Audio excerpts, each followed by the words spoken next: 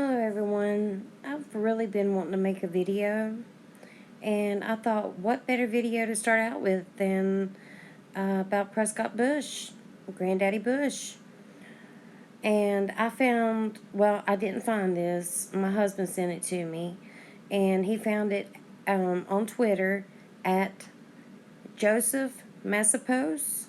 Let me spell that for you. It's at capital JOSEPH, capital MASEPOES.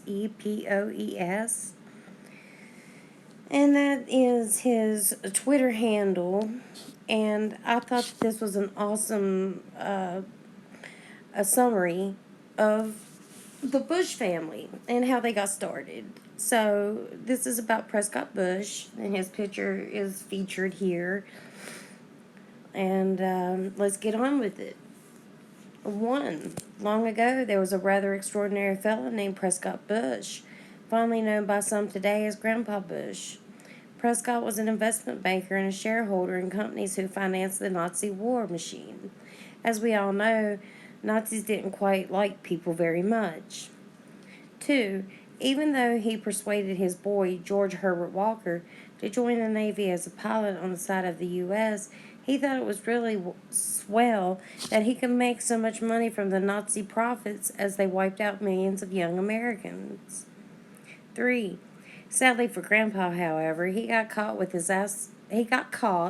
and his assets frozen during the war under the Trading with the Enemy Act.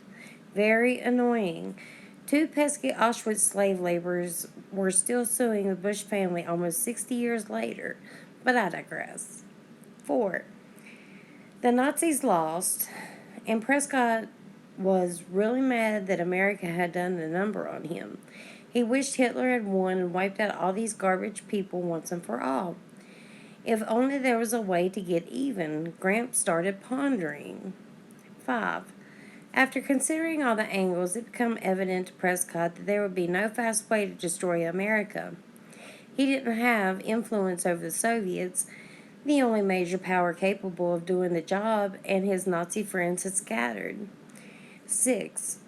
What's more, the country was surrounded by sea, not easy to invade to say the least, even with U-boats.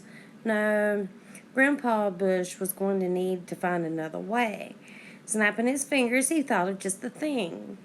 7. Now this idea was not going to be fast. It would have to be the long game. The really long game. But the plan was worth it. Just imagine revenge against the Americans who stole his money while robbing them blind in the process. 8. So Prescott began his multi-generational plan. He placed his hope in Georgie Herbert Walker. Georgie was trying to make it rich in the oil business and moved to Texas, but Gramps knew that getting into the government was needed to really make a difference, so to speak. 9. If you can't beat 'em, join 'em, handsome Georgie would say, much to his dad's delight. He was everything a Nazi sympathizing dad could ask for, sly, cunning, and without scruples. George H.W. easily rose in the ranks, becoming Republican Party chairman in Harris County, Texas. 10. Georgie didn't care too much for politics, too bureaucratic. Things took too long. Congress bickering, never getting anything done. His dad told stories about the Gestapo and how they would just go into someone's house and shoot them in the head if they were in the way. Perfect. 11. That was what Georgie wanted. He needed a Gestapo in the USA. He found just the thing, a newly formed government structure, the Agency of Central Intelligence, or referred to today as the CIA. Georgie became the director. 12. Things were really swell from here on out. George had the tools and powers that nobody in the halls of Congress would even dream of. He could do anything he wanted under the guise of national security and could label anything he wanted to hide classified. Simple as that. 13. George was the king of the world. He could do anything. He put this to the test one day when a Democrat president, JFK, was starting to say some worrisome stuff. George had been able to silence many people, but this time it was the president himself talking all kinds of shit. 14. JFK knew that the CIA was just a new SS that was using its powers of secrecy not to protect the country, but to basically run criminal syndicates, drug trafficking, and other horrors. He said faithfully once that he would scatter it into the wind. And we do know what happened to JFK after he said that, right? Everybody? 15. No way, Jose, George was heard saying. Not this time. America screwed over his dad. He was not going to let them do it again and stop the plan.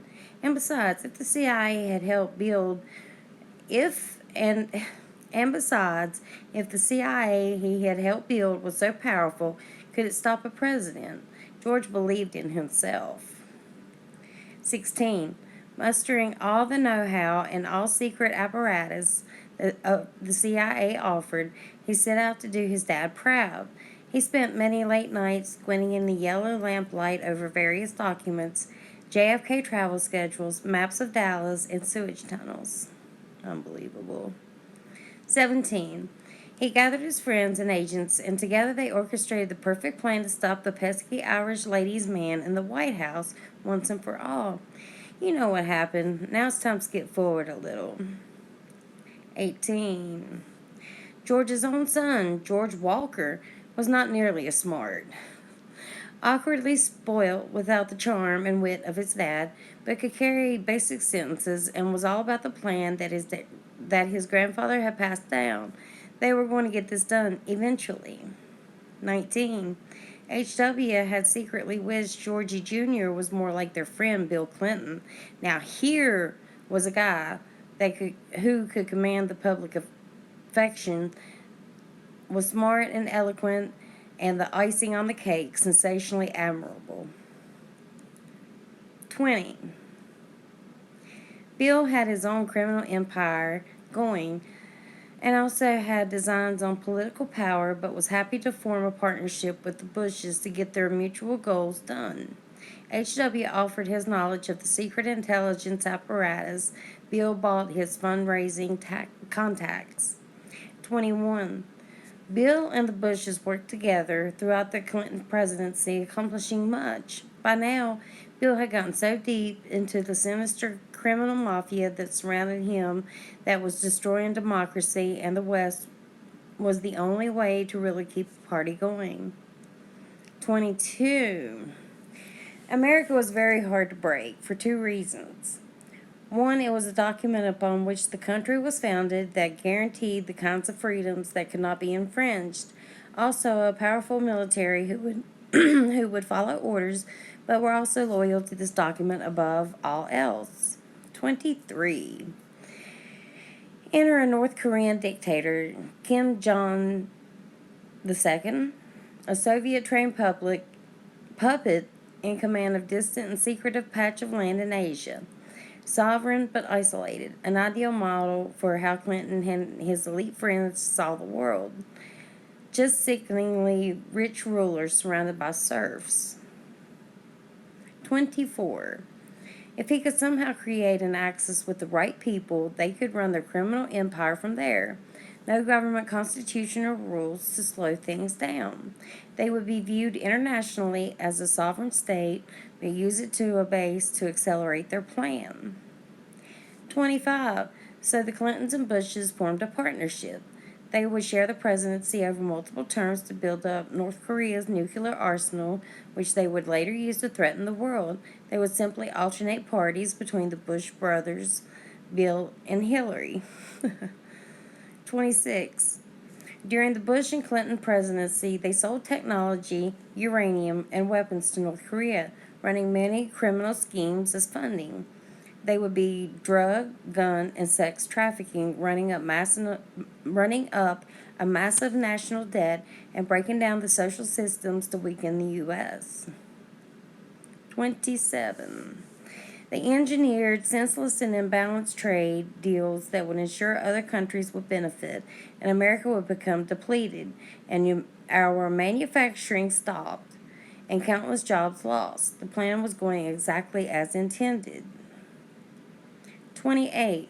By this stage, the merry band of bandits had become a very efficient had become very efficient.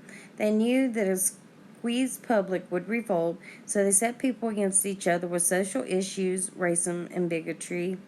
Tensions grew, but people were focused on each other, not our friends at the top.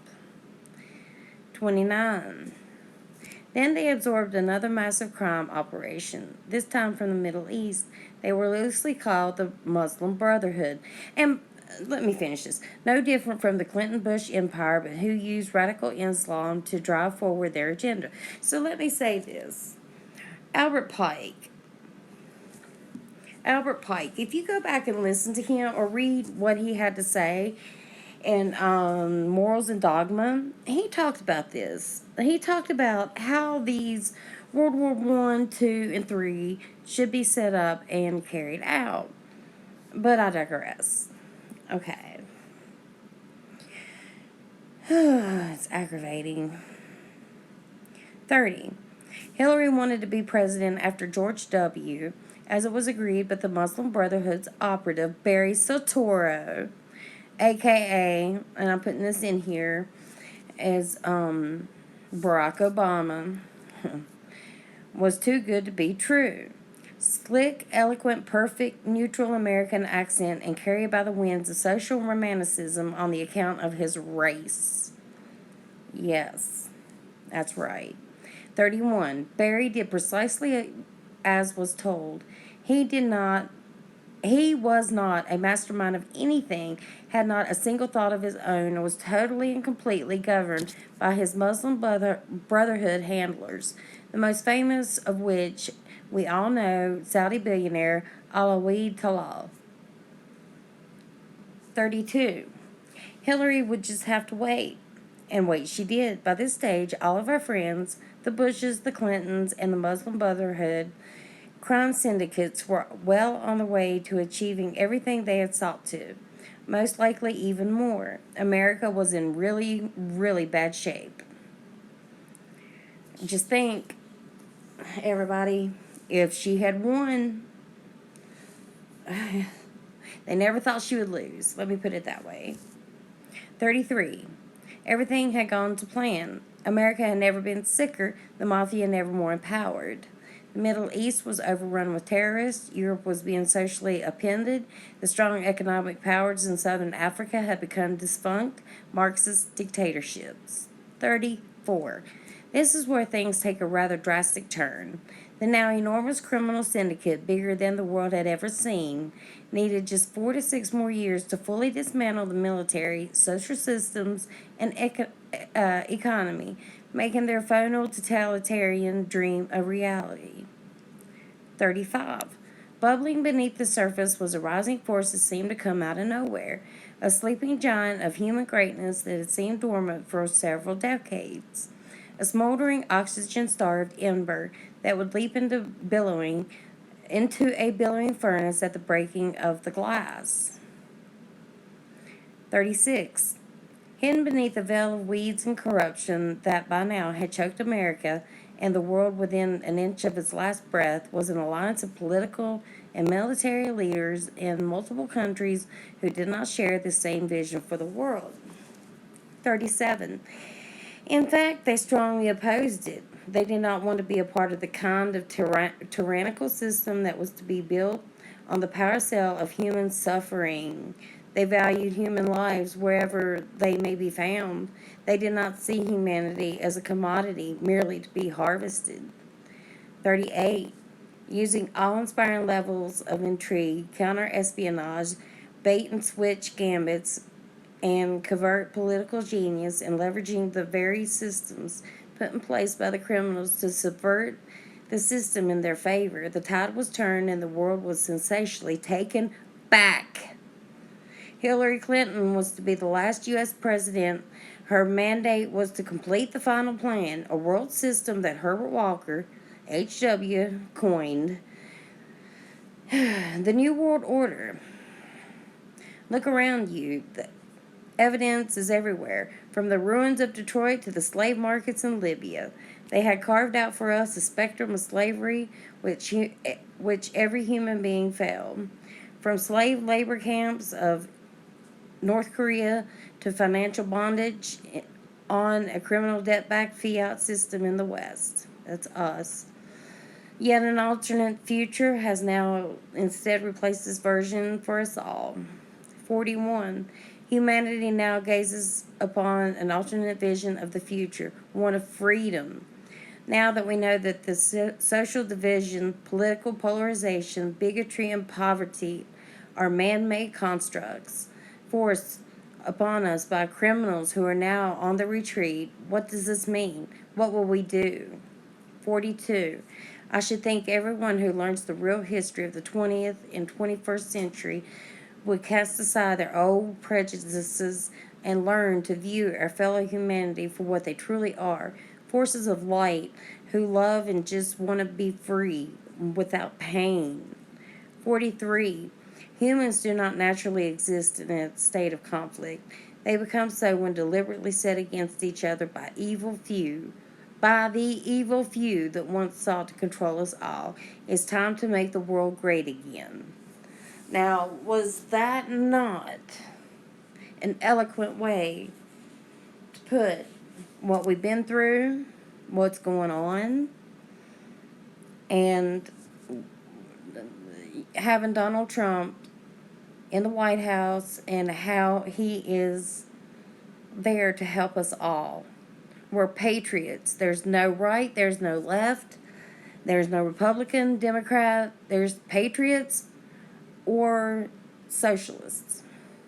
Which category do you fall in? I'm a patriot, and I'm proud of it. And to this, I hope everyone has a great day. And I'm going to be bringing you more stuff in the future. I hope you will subscribe and thumbs this up. And give old boy a read if you go to his thread. I'm going to read that again. It's at Joseph Massapos. I could be saying that wrong, and I'm sorry, Joe, if I am. It is at Twitter feed at Joseph capital JOSEPH, capital MASEPOES, all one word. Go check him out. I thought this was awesome. And everyone have a great day. Be blessed. Thank you. Good night.